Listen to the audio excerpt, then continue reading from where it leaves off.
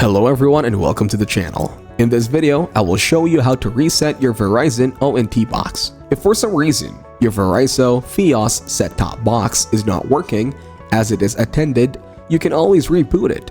However, keep in mind that rebooting your device will not have the same effect as resetting your device. Now that we have made the difference between rebooting and resetting your box clear, let us move on to rebooting your device. Here is how you can reboot.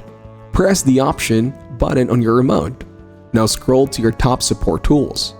Inside the tools, scroll down until you see Reboot STB. Once inside the Reboot STB window, a prompt will warn you that you are rebooting your device. If you have decided to reboot your FiOS box, press the Confirm button and your Verizon FiOS will be reset.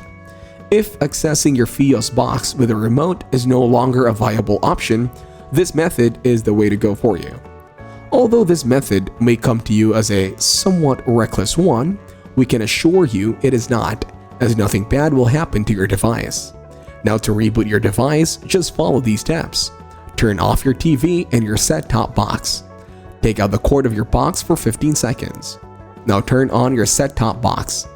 If for some reason, even after rebooting your box, your remote fails to function normally, you can just reset your remote. But before you decide to do that, let me warn you that your remote will be reset to its default settings by doing so. If resetting your remote isn't a problem for you, you can continue resetting your remote by pressing the 2 button and OK on your remote simultaneously. Once you press the buttons, wait for a red light to blink. After the light blinks, press 900 on your remote. As soon as you press the above-mentioned sequence on your remote, a red light will blink, notifying you that you have successfully reset your remote.